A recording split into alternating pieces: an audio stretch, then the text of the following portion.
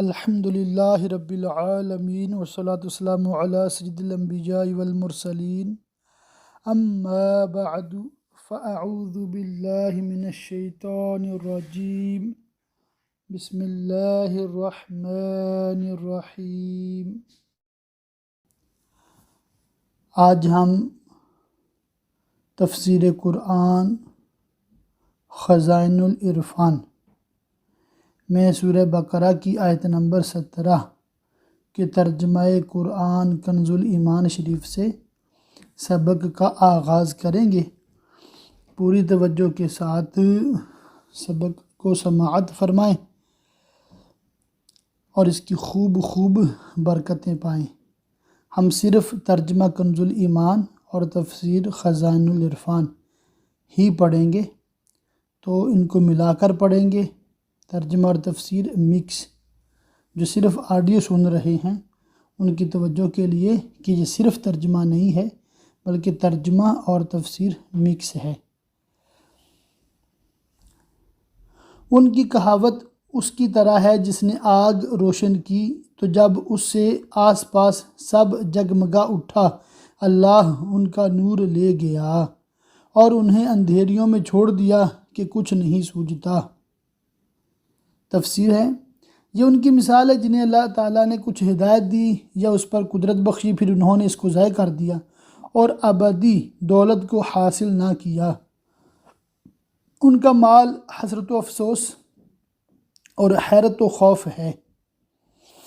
اس میں وہ منافق بھی داخل ہیں جنہوں نے اظہار ایمان کیا اور دل میں کفر رکھ کر اقرار کی روشنی کو ضائع کر دیا، اور وہ بھی جو مومن ہونے کے بعد مرتد ہو گئے، اور وہ بھی جنہیں فطرت سلیمہ عطا ہوئی اور دلائل کی روشنی نے حق کو واضح کیا مگر انہوں نے اسے فائدہ نہ اٹھایا اور گمراہی اختیار کی، اور جب حق سننے، ماننے، کہنے، راہ حق دیکھنے سے محروم ہوئے تو کان، زبان، آنکھ سب بیکار ہیں۔ بہرے، گونگے، اندھے تو وہ پھر آنے والے نہیں، یا جیسے آسمان سے اترتا پانی کہ اس میں اندھیریاں ہیں اور گرج اور چمک۔ ہدایت کے بدلے گمراہی خریدنے والوں کی یہ دوسری تمثیل یعنی ایگزامپل ہے، مثال ہے کہ جیسے بارش زمین کی حیات کا سبب ہوتی ہے اور اس کے ساتھ خوفناک تاریکیاں اور مہیب گرج اور چمک ہوتی ہے، اسی طرح قرآن و اسلام قلوب کی حیات کا سبب ہیں۔ قلوب یعنی دلوں کی زندگی کا سبب ہیں، اور ذکر کفر و شرک و نفاق ظلمت کے مشابہ ہیں۔ تاریکی راہ رو کو منزل تک پہنچنے سے مانے ہوتی ہے، ایسے ہی کفر و نفاق راہ یابی سے مانے ہیں۔ اور وعیدات گرج کے اور حجج بینہ چمک کے مشابہ ہیں۔ حجج بینہ یعنی کہ بالکل واضح دلائل۔ شان نزول، منافقوں میں سے دو آدمی حضور صلی اللہ تعالی علیہ وآلہ وسلم کے پاس سے مشرکین کی طرف بھاگے۔ راہ میں یہی بارش آئی جس کا آیت میں ذکر ہے۔ اس میں شدت کی گرج، کڑک اور چمک تھی۔ جب گرج ہوتی تو کانوں میں انگلیاں ٹھونس لیتے کہ کہیں یہ کانوں کو پھاڑ کر مار نہ ڈالے۔ جب چمک ہوتی چلنے لگتے، جب اندھیری ہوتی اندھے رہ جاتے۔ آپس میں کہنے لگے خدا خیر کرے، صبح کو تو حضور کی خدمت میں حاضر ہو کر اپنے ہاتھ حضور صلی اللہ علیہ وآلہ وسلم کے دست اقدس میں دیں۔ چنانچہ انہوں نے ایسا ہی کیا اور اسلام پر ثابت قدم رہے۔ ان کی حال کو اللہ تعالیٰ نے منافقین کے لیے مثل یعنی کہاوت اور ایک ایگزامپل بنایا۔ جو مجلس شریف میں حاضر ہوتے تو کانوں میں انگلیاں ٹھونس لیتے کہ کہیں حضور کا کلام ان میں اثر نہ کر جائے جس سے مر ہی جائیں، اور جب ان کے مال و اولاد زیادہ ہوتے اور فتوح و غنیمت ملتی تو بجلی کی چمک والوں کی طرح چلتے اور کہتے اب تو دین محمدی سچا ہے، اور جب مال و اولاد ہلاک ہوتے اور کوئی بلا آتی تو بارش کی اندھیریوں میں ٹھٹک رہنے والوں کی طرح کہتے کہ یہ مصیبتیں اسی دین کی وجہ سے ہیں، اور اسلام سے پلٹ جاتے۔ بحوالہ لباب النقول لسیوتی، اپنے کانوں میں انگلیاں ٹھونس رہے ہیں کڑک کے سبب موت کے ڈر سے۔ تفسیر: جیسے اندھیری رات میں کالی گھٹا چھائی ہو اور بجلی کی گرج و چمک جنگل میں مسافر کو حیران کرتی ہو، اور وہ کڑک کی وحشتناک آواز سے باندیشہ ہلاک یعنی ہلاکت کے اندیشے سے کانوں میں انگلیاں ٹھونستا ہو، ایسے ہی کفار قرآن پاک کے سننے سے کان بند کرتے ہیں، اور انہیں یہ اندیشہ ہوتا ہے کہ کہیں اس کے دل نشین مضامین اسلام و ایمان کی طرف مائل کر کے باپ دادا کا کفری دین ترک نہ کرا دیں جو ان کے نزدیک موت کے برابر ہے، اور اللہ کافروں کو گھیرے ہوئے ہے، لہٰذا یہ گریز انہیں کچھ فائدہ نہیں دے سکتی، کیونکہ وہ کانوں میں انگلیاں ٹھونس کر قہر الہی سے خلاص نہیں پا سکتے، یعنی کہ چھٹکارا نہیں پا سکتے اللہ تعالیٰ کے عذاب سے۔ بجلی یوں معلوم ہوتی ہے کہ ان کی نگاہیں اچک لے جائے گی، جیسے بجلی کی چمک معلوم ہوتا کہ بینائی کو زائل کر دے گی، ایسے ہی دلائل باہرہ کی انوار ان کی بصر اور بصیرت کو خیرہ کرتے ہیں۔ جب کچھ چمک ہوئی اس میں چلنے لگے، جس طرح اندھیری رات اور ابر و بارش کی تاریکیوں میں مسافر متحیر ہوتا ہے، بالکل حیرت میں مبتلا ہو جاتا ہے، سرپرائزڈ اور شاکڈ ہو جاتا ہے۔ جب بجلی چمکتی ہے تو کچھ چل لیتا ہے، جب اندھیرا ہوتا ہے تو کھڑا رہ جاتا ہے۔ اسی طرح اسلام کی غلبہ اور معجزات کی روشنی اور آرام کے وقت منافق اسلام کی طرف راغب ہوتے ہیں، اور جب کوئی مشقت پیش آتی ہے تو کفر کی تاریکی میں کھڑے رہ جاتے ہیں اور اسلام سے ہٹنے لگتے ہیں۔ اسی مضمون کو دوسری آیت میں اس طرح ارشاد فرمایا: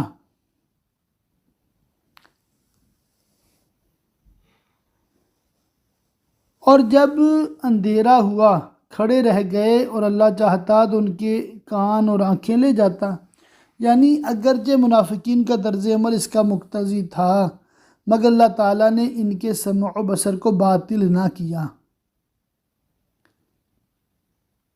سمع کہتے ہیں سماعت کرنے کی قوت، جیسے کان، اور بصر یعنی دیکھنے کی قوت، جیسے آنکھ کے ذریعے دیکھا جاتا ہے۔ مسئلہ اسے معلوم ہوا کہ اسباب کی تاثیر مشیت الہی کے ساتھ مشروط ہے، بغیر مشیت تنہا اسباب کچھ نہیں کر سکتے، یعنی کہ جیسے کان ایک سبب ہے نا سننے کے لیے، تو کان ایک سبب ہے، اور اس سبب کی تاثیر کیا ہے کہ ہمیں آواز سنائی دیتی ہے۔ مسئلہ یہ ہے کہ یہ جو آواز کا سنائی دینا ہے نا، یہ مشیت الہی کے ساتھ مشروط ہے، یعنی کہ کان تو ہے مگر اللہ نہ چاہے تو ہمیں سنائی نہیں دے گا۔ کان تو ہے، اللہ چاہتا ہے تو سنائی دیتا ہے۔ آپ نے دیکھے ہو کہ بعض لوگوں کے کان ہوتے ہیں مگر وہ بہرے ہوتے ہیں، ڈیف ہوتے ہیں، ان کو سنائی نہیں دیتا۔ سبحان اللہ، یعنی کہ اللہ چاہے تو کان سے سنائی دیتا ہے، اور اللہ چاہے تو آنکھ سے بھی سنائی دے سکتا ہے، جیسے ہم نے بہار شریعت میں اللہ تعالیٰ کی قدرت کے حوالے سے عقیدے پڑھے تھے، انہی کا بیان یہاں پر ہو رہا ہے۔ تو میں یہاں یہ پوائنٹ عرض کر دوں کہ قرآن جب ہم پڑھتے ہیں نا تو اس میں سب کچھ آتا ہے، عقائد بھی آتے ہیں، مسائل بھی آتے ہیں، یعنی فقہ بھی آتی ہے، تصوف بھی آتا ہے، سیرت بھی آتی ہے۔ تو بڑے ذوق شوق سے اور توجہ سے قرآن پاک پڑھنے اور سمجھنے کی کوشش کیا کریں۔ مسئلہ یہ بھی معلوم ہوا کہ مشیت اسباب کی محتاج نہیں، وہ بے سبب جو چاہے کر سکتا ہے، بے شک اللہ سب کچھ کر سکتا ہے۔ شیئن اسی کو کہتے ہیں جسے اللہ چاہے اور جو تحت مشیت آ سکے۔ تمام ممکنات شیئن میں داخل ہیں، یعنی کہ جو بھی چیزیں پاسبل ہیں اس لیے وہ تحت قدرت ہیں، اور جو ممکن نہیں، واجب یا ممتنع ہے، اس سے قدرت و ارادہ متعلق نہیں ہوتا۔ جیسے اللہ تعالیٰ کی ذات و صفات واجب ہیں، اس لیے مقدور نہیں۔ مسئلہ باری تعالیٰ کے لیے جھوٹ اور تمام عیوب محال ہیں، اسی لیے قدرت کو ان سے کچھ واسطہ نہیں۔ تو اب یہ کہنا بھی، اگر ہم یہ کہیں کہ اللہ جھوٹ نہیں بول سکتا تو یہ تو قدرت کا انکار ہو گیا۔ اس میں قدرت کا انکار نہیں ہے، بلکہ جھوٹ ایک ایسی بری صفت ہے جو تحت قدرت ہونے کی صلاحیت نہیں رکھتی۔ ہمارا یہ دعویٰ ہے کہ ہمارا رب سچا ہے، وہ جھوٹ نہیں بول سکتا۔ تو اس مسئلے پہ اعلیٰ حضرت علیہ رحمہ کا فتاوی رضویہ میں ایک مکمل رسالہ بھی ہے، کبھی انشاءاللہ تعالی ملا تو میں وہ ضرور شیئر کروں گا آپ لوگوں کے ساتھ۔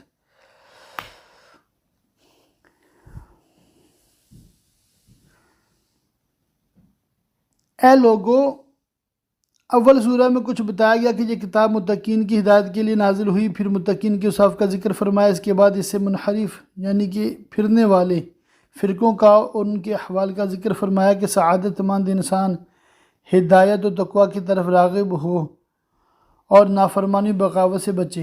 اب طریقے تحصیل تقوی تعلیم فرمایا جاتا ہے، یعنی کہ تقوی کو حاصل کرنے کا طریقہ کیا ہے، یہ آگے انشاءاللہ تعالی بیان ہوگا۔ یا ایہا الناس کا خطاب اکثر اہل مکہ کو اور یا ایہا الذین آمنوا کا اہل مدینہ کو ہوتا ہے، مگر یہ خطاب مومن کافر سب کو عام ہے۔ اس میں اشارہ ہے کہ انسانی شرافت اسی میں ہے کہ آدمی تقوی حاصل کرے اور مصروف عبادت رہے۔ عبادت وہ غایت تعظیم ہے جو بندہ اپنی عبدیت اور معبود کی الوہیت کے اعتقاد و اعتراف کے ساتھ بجا لائے، یعنی کہ جو کام خود کو بندہ اور دوسرے کو معبود سمجھ کر کیا جائے وہ عبادت ہوتا ہے۔ جب ہم کسی کو اپنا معبود سمجھتے ہی نہیں ہیں اور ہم خود کو اس کا بندہ سمجھتے ہی نہیں ہیں اور پھر کوئی ایسی تعظیم بجا لائی جائے تو وہ کفر نہیں ہوگی، کیونکہ وہ عبادت نہیں ہم اس کی کر رہے۔ عبادت تب ہوگی جو یہاں پر تعریف ہے، عبادت وہ غایت تعظیم ہے، حد درجے کی تعظیم رسپیکٹ ہے جو بندہ اپنی عبدیت اور معبود کی الوہیت کے اعتقاد و اعتراف کے ساتھ بجا لائے۔ یہاں عبادت عام ہے، اپنے تمام انواع و اقسام، اصول و فروع کو شامل ہے۔ مسئلہ، کفار عبادت کے معمور ہیں، جس طرح بے وضو ہونا نماز کے فرض ہونے کا معنی نہیں، اسی طرح کافر ہونا وجوب عبادت کو منع نہیں کرتا، اور جیسے بے وضو شخص پر نماز کی فرضیت رفع حدث لازم کرتی ہے، ایسے ہی کافر پر کہ وجوب عبادت سے ترک کفر لازم آتا ہے۔ یہاں یہ مسئلہ بتایا جا رہا ہے کہ جیسے ایک بے وضو شخص ہے، اس پہ بھی نماز فرض ہوتی ہے کہ وہ وضو کرے، حدث کو دور کرے۔ وضو ٹوٹنے والے عمل کو حدث اصغر کہتے ہیں، غسل فرض ہونے والے عمل کو حدث اکبر کہتے ہیں۔ تو یہاں مطلقاً ہے، حدث اصغر ہو یا اکبر ہو، اس کو دور کرے اور نماز پڑھے۔ اسی طرح کافر کو بھی حکم ہے کہ وہ کفر سے توبہ کرے اور عبادت کرے۔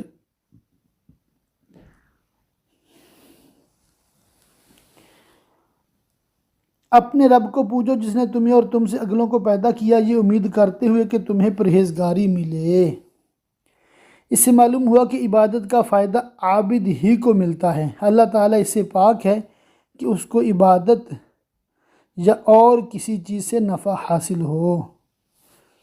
سبحان اللہ، یعنی کہ جو ہم عبادت کرتے ہیں جس میں ہمارا فائدہ ہے، اللہ تعالیٰ اس سے پاک ہے۔ جس نے تمہارے لیے زمین کو بچھونا اور آسمان کو عمارت بنایا اور آسمان سے پانی اتارا۔ تفسیر، پہلی آیت میں نعمت ایجاد کا بیان فرمایا کہ تمہیں تمہارے آبا کو معدوم سے موجود کیا یعنی پیدا کیا، اور دوسری آیت میں اسباب معیشت و آسائش و آب و غذا کا بیان فرما کر ظاہر کر دیا کہ وہی ولی نعمت ہے، تو غیر کی پرستش محض باطل ہے۔ یعنی کہ اللہ تعالیٰ نے پہلے تو یہ بتایا نا کہ تمہیں ہم نے پیدا کیا، پھر نعمتوں کا ذکر کیا، اور یہ اس چیز کا احساس دلانے کے لیے کہ ہمیں پتہ چلے کہ اللہ تعالیٰ ہی ان کا مالک ہے، وہی ہمیں دے رہا ہے۔ تو جب ہمیں یہ پتہ ہے کہ وہ ولی نعمت ہے تو غیر کی عبادت یہ محض باطل ہے۔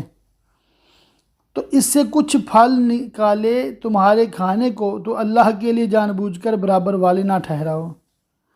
توحید الہی کے بعد حضور سید انبیاء صلی اللہ تعالی علیہ وآلہ وسلم کی نبوت اور قرآن کریم کی کہ کتاب الہی اور معجز یعنی عاجز کرنے والے ہونے کی وہ قاہر دلیل بیان فرمائی جاتی ہے جو طالب صادق کو اطمینان بخشے اور منکروں کو عاجز کر دے۔ یعنی کہ ایسی ابھی جو دلیل دی جا رہی ہے کہ اگر بندہ واقعی حق کا متلاشی ہے تو اس کو بالکل سمجھ آئے گی۔ اور اگر تمہیں کچھ شک ہو اس میں جو ہم نے اپنے اس خاص بندے پر اتارا، بندہ خاص سے حضور پر نور سید عالم صلی اللہ تعالی علیہ وآلہ وسلم مراد ہیں، یعنی ایسی صورت بنا کر لاؤ جو فصاحت و بلاغت اور حسن نظم و ترتیب اور غیب کی خبریں دینے میں قرآن پاک کی مثل ہو، اور اللہ کے سوا اپنے سب حمایتوں کو بلا لو اگر تم سچے ہو۔ پھر اگر نہ لا سکو اور ہم فرمائی دیتے ہیں کہ ہرگز نہ لا سکو گے تو ڈرو اس آگ سے جس کا ایندھن آدمی اور پتھر ہیں۔ پتھر سے وہ بت مراد ہیں جنہیں کفار پوجتے ہیں اور ان کی محبت میں قرآن پاک اور رسول کریم صلی اللہ تعالی علیہ وآلہ وسلم کا عناداً انکار کرتے ہیں، یعنی کہ محض بغض اور دشمنی کی وجہ سے انکار کرتے ہیں۔ تیار رکھی ہے کافروں کے لیے مسئلہ، اس سے معلوم ہوا کہ دوزخ پیدا ہو چکی ہے۔ مسئلہ یہ بھی اشارہ ہے کہ مومنین کے لیے بکرمہ تعالی خلود نار یعنی ہمیشہ جہنم میں رہنا نہیں۔ مطلب یہ ہے کہ مومن جو ہیں وہ انشاءاللہ تعالی ایک نہ ایک دن جنت جائیں گے ہی جائیں گے۔ ہاں بعض مومن ایسے ہیں جن کو مطلب دنیاوی گناہوں کی سزا آخرت میں ملے گی، اور سزا ملنے کے بعد ان کو معاف کر کے جنت میں بھیج دیا جائے گا، مطلب وہ ہمیشہ کے لیے دوزخ میں نہیں رہیں گے۔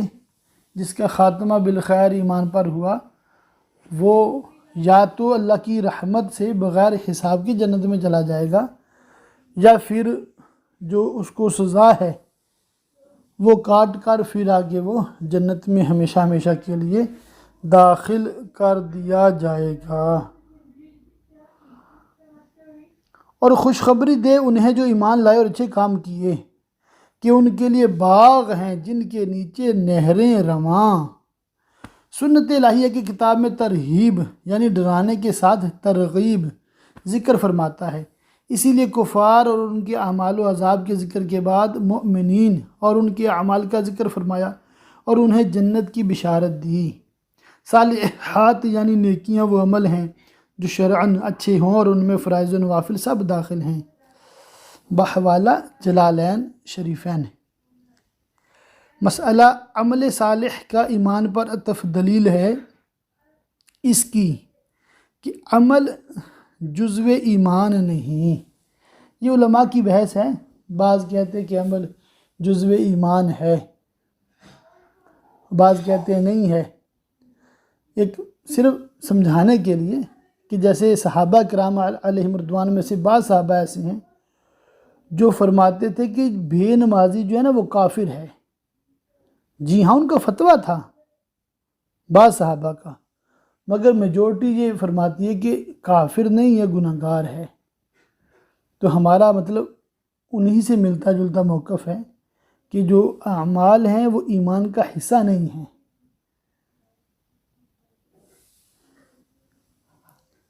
اور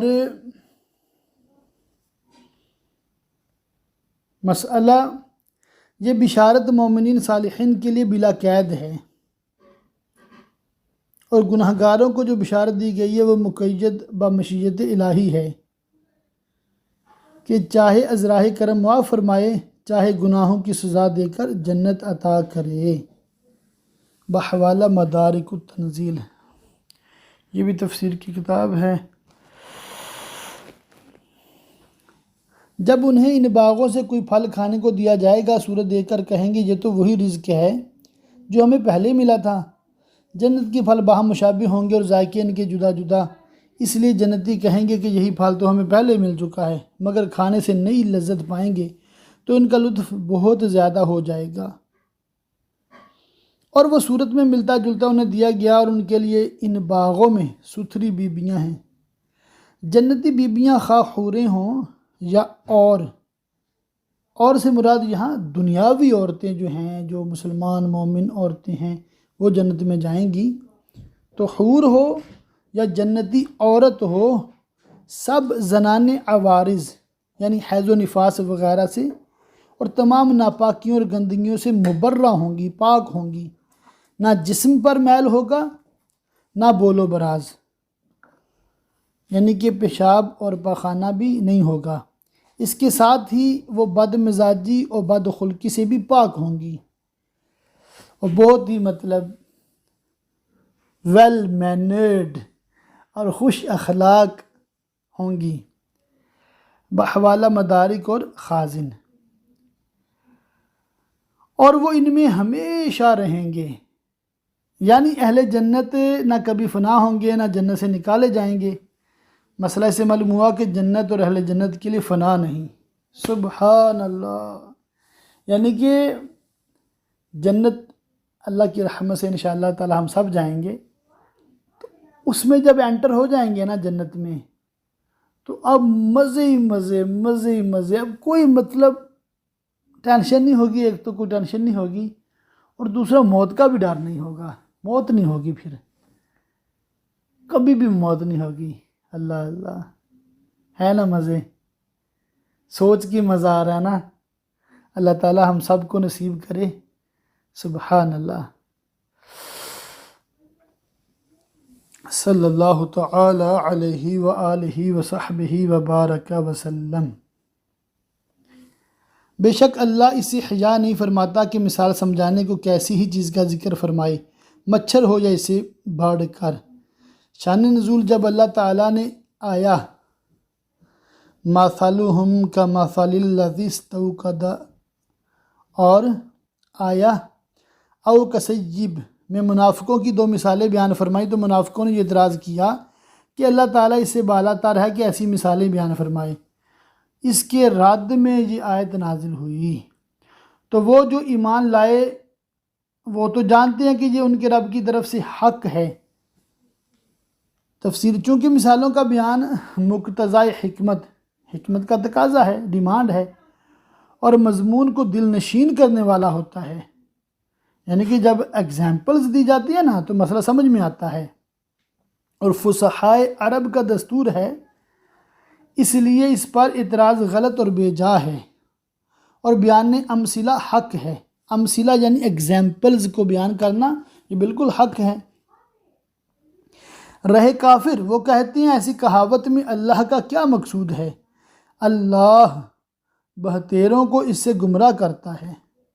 یضل بہ، کفار کے اس مقولہ کا جواب ہے کہ اللہ تعالیٰ کے اس مثل سے کیا مقصود ہے۔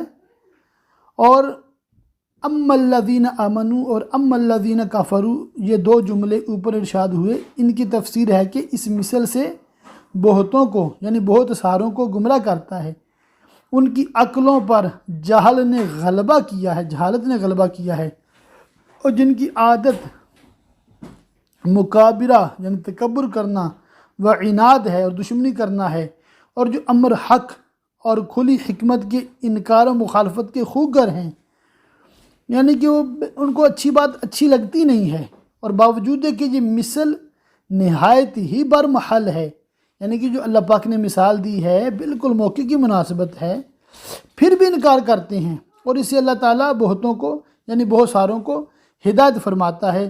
جو غور و تحقیق کی عادی ہیں اور انصاف کے خلاف بات نہیں کہتے، وہ جانتے ہیں کہ حکمت یہی ہے کہ عظیم المرتبہ چیز کی تمثیل کسی قدر والی چیز سے اور حقیر چیز کی ادنا شے سے دی جائے، جیسا کہ اوپر کی آیت میں حق کی نور سے اور باطل کی ظلمت سے تمثیل دی گئی، اگزامپل دی گئی، اور بہتروں کو ہدایت فرماتا ہے اور اس سے انہیں گمراہ کرتا ہے جو بے حکم ہیں۔ شرع میں فاسق اس نافرمان کو کہتے ہیں جو کبیرہ کا مرتکب ہو۔ فسق کے 3 درجے ہیں۔ ایک تغابی، وہ یہ کہ آدمی اتفاقیہ کسی کبیرہ کا مرتکب ہو اور اس کو برا ہی جانتا رہا۔ دوسرا انہماک، کہ کبیرہ کا عادی ہو گیا اور اسے بچنے کی پرواہ نہ رہی۔ تیسرا حجود، کہ حرام کو اچھا جان کر ارتکاب کرے، اس درجہ والا ایمان سے محروم ہو جاتا ہے۔ پہلے 2 درجوں میں جب تک اکبر کبائر شرک و کفر کا ارتکاب نہ کرے، اکبر کبائر یعنی سب سے کبیرہ، سب سے بڑا کیا ہے؟ شرک و کفر، اس کے ارتکاب نہ کرے، اس پر مومن کے اطلاق ہوتا ہے۔ یہاں فاسقین سے وہی نام فرمان مراد ہیں جو ایمان سے خارج ہو گئے۔ قرآن کریم میں کفار پر بھی فاسق کا اطلاق ہوا ہے، یعنی کہ بعض اوقات کافر کو بھی فاسق کہہ دیا جاتا ہے۔ ان المنافقین هم الفاسقون، بعض مفسرین نے جہاں فاسق سے کافر مراد لیے، بعض نے منافق، بعض نے یہود۔ وہ جو اللہ کے عہد کو توڑ دیتے ہیں، اس سے وہ عہد مراد ہے جو اللہ تعالیٰ نے کتب سابقہ میں حضور سید عالم صلی اللہ تعالیٰ علیہ وسلم پر ایمان لانے کی نسبت فرمایا۔ ایک قول یہ ہے کہ عہد 3 ہیں۔ پہلا عہد وہ جو اللہ تعالیٰ نے تمام اولاد آدم سے لیا کہ اس کی ربوبیت کا اقرار کریں، اس کا بیان اس آیت میں ہے۔ وَإِذْ أَخَذَ رَبُّكَ مِن بَنِي آدَمَ، تو اس آیت میں یعنی کہ مکمل آیت ہے۔ اور دوسرا عہد انبیاء کے ساتھ مخصوص ہے کہ رسالت کی تبلیغ فرمائیں اور دین کی اقامت کریں، اس کا بیان آیت وَإِذْ أَخَذَ مِنَ النَّبِيِّينَ مِيثَاقَهُمْ میں ہے۔ تیسرا عہد علماء کے ساتھ خاص ہے کہ حق کو نہ چھپائیں، اس کا بیان وَإِذْ أَخَذَ اللَّهُ مِيثَاقَ الَّذِينَ أُوتُوا الْكِتَابَ میں ہے۔ پکا ہونے کے بعد اور کاٹتے ہیں اس چیز کو جس کے جوڑنے کا خدا نے حکم دیا۔